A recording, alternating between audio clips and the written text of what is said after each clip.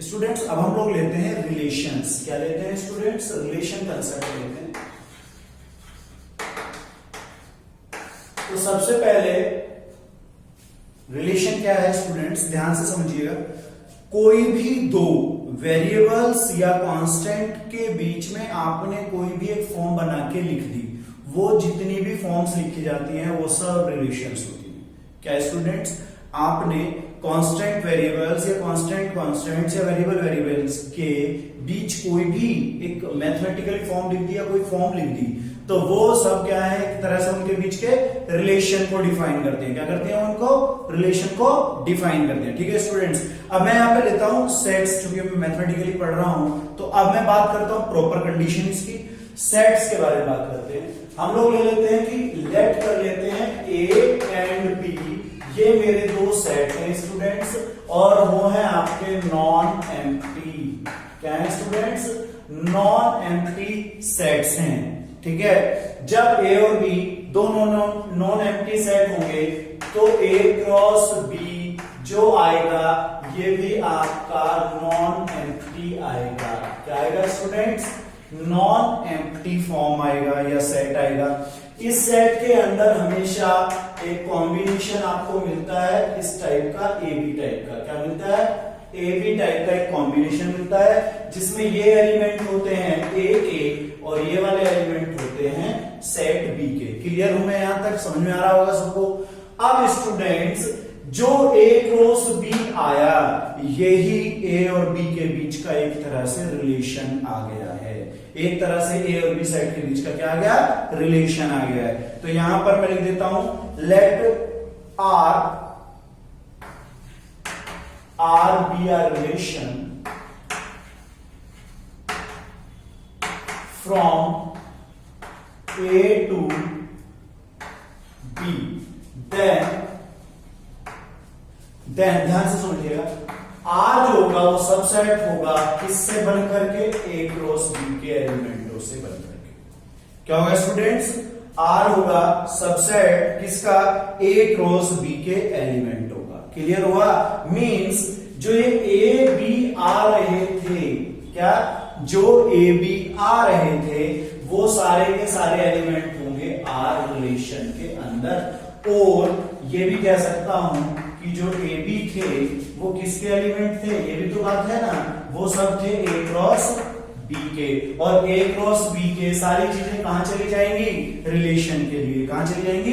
Relation के लिए। तो स्टूडेंट्स यहां पर जो आपका ये आगे वाला पार्ट है ये ए का था और ये वाला पार्ट आपका बी सेट का था। क्लियर है यहां तक? इसी को बोलते हैं डोमेन। क्या कहते हैं स्टूडेंट्स?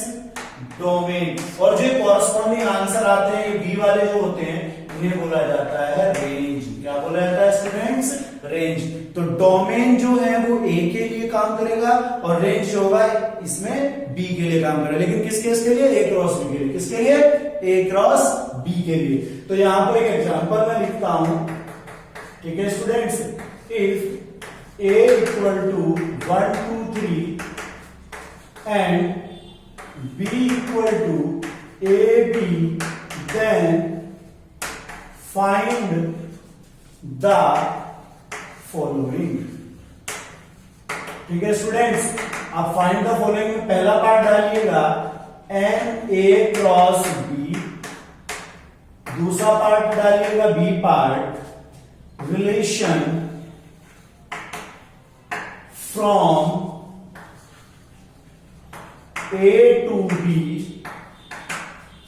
सी पार्ट डालिए R relation from B to A, फिर सी पार्ट हो गया है, डी पार्ट डालिए domain of R and range of R for A cross B. ठीक है students, A cross B concept के लिए आपको डोमेन और रेंज बतानी है। ठीक है स्टूडेंट्स, अब इस पे हम लोग सॉल्यूशन पे काम करते हैं। सॉल्यूशन डाल लीजिए। सॉल्यूशन में आप सबसे पहले ए कितना लिखा हुआ है वो लिख लीजिए। ए हमारे पास 1 2 3, इसके बाद आप बी लिख लीजिए, बी हमारे पास है ए बी। तो स्टूडेंट्स अगर मैं लिखना चाहूं यहां पर एन ए तो वो हो गए 3, क्योंकि आपके पास 3 एलिमेंट हैं। और यहां से अगर मैं एन बी लिखना चाहूं तो वो 2 है, क्योंकि मेरे पास बी के अंदर 2 एलिमेंट है। क्लियर हो यहाँ? ठीक है, चलो अब निकालते हैं हम लोग ए क्रॉस बी। क्या निकालते हैं? ए क्रॉस बी। तो यहां से जो एन ए क्रॉस बी पूछा है ना, तो ए क्रॉस बी के नंबर ऑफ एलिमेंट पूछ रहा है। तो ए क्रॉस बी कैसे जाएगा? आप देखिएगा 1 के साथ ए, 1 के साथ बी। तो मैं यहाँ पे लिख रहा हूं 1 ए, फिर लिख देता हूं 1 बी, फिर लिख देता हूं, आप देखिएगा 2 के साथ चलेगा 2 ए, फिर जाएगा 2 बी, फिर 3 ए, फिर आएगा 3 बी। ठीक है स्टूडेंट्स, ये मेरे पास ए बी के प्रोडक्ट की बातें हो गई हैं।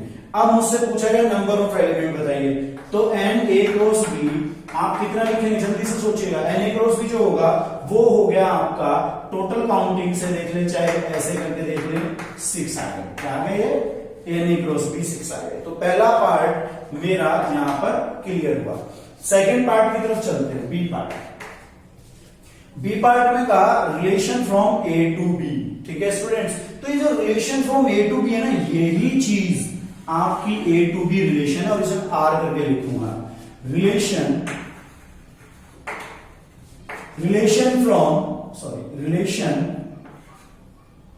From A to B equal to R, यानी कि आर है, प्लस दैट आर लिख लिया मैंने। और मैं यहां पर ये सारे एलिमेंट लिखने जा रहा हूं। ठीक है, तो 1 ए क्या है स्टूडेंट्स? 1 ए, फिर आपका आएगा 1 बी, क्या आएगा स्टूडेंट्स? 1 बी, फिर आएगा 2 ए, फिर आएगा 2 बी, फिर होगा 3 ए, लास्ट में 3 बी। तो इस तरह से मैंने देख लिया कि मेरे पास यहां पर सारे एलिमेंट आ गए हैं ए क्रॉस बी के, जो कि आर को रिप्रेजेंट करते हैं। अब यहां पर एक चीज देखिएगा स्टूडेंट्स, कई बार यहीं पे रिलेशंस भी इसी में नंबर ऑफ एलिमेंट पूछा जाता है, तो वो भी आपके इसी तरह से 6 आ जाएंगे। क्लियर हुआ? चलो आगे बढ़ते हैं। सी पार्ट, रिलेशन फ्रॉम, अब की बात क्या है? B to A. B to A, इस बार जो आर होगा वो क्या होगा स्टूडेंट्स? बी टू ए होगा। तो वो वाला रिलेशन मैं लिख रहा हूं, ध्यान से देखिएगा, वो मैं रिलेशन लिख रहा हूं यहां पर। अब की बार उल्टा हो जाएगा। उल्टा होने से मतलब क्या है कि इस बार ए के साथ 1, ए के साथ 2, ए के साथ 3, फिर बी के साथ जाएंगे B1, B2, B3। तो मैं यहां पे लिख रहा हूं, यहां पर ये है A1, A2, A3। अब की बार बी से शुरू हो रहा है, B1, B2 और B3। ठीक है स्टूडेंट्स, इस तरह से मेरा A और B के A क्रॉस B और B क्रॉस A आ गए हैं सेट्स के, जिन्हें मैं रिलेशंस बोल सकता हूं। अब आपके पास है students D part. D part में क्या कहा गया? उसमें कहा domain of R, range and range of R for A cross B। तो मैं स्टूडेंट्स यहां पर जो R लिख रहा हूं वो इस वाले फॉर्म को लिख रहा हूं। वो फॉर्म क्या थी मेरे पास? 1A, 1B, 2A, 2B, फिर था 3A एंड 3B। स्टूडेंट्स हम बात कर चुके हैं, जब ए क्रॉस बी लिखते हैं तो ए क्रॉस बी में जो पहले वाले एलिमेंट होते हैं, यहां पर मैं बोल रहा था जो पहले वाले एलिमेंट है, यहां पे भी लिखा मैंने, वो डोमेन एंड रेंज है। क्या है? पहले एलिमेंट डोमेन और दूसरे वाले रेंज। तो डोमेन क्या होगा? डोम आर बोल रहा हूं मैं इसको, डोमेन ऑफ आर आपकी सेट फॉर्म होगी, और पहले एलिमेंट 1 1 2 2 3 3, लेकिन रिपीट तो करते नहीं है, तो एक तरह से 1 2 3। और जो रेंज होगी स्टूडेंट्स, वो रेंज होगा सेकंड एलिमेंट। तो सेकंड एलिमेंट आपके पास क्या है? ध्यान से देखिएगा, ये है ए एंड बी, क्योंकि रिपीटेशन अलाउ नहीं है। क्लियर हुआ सबको?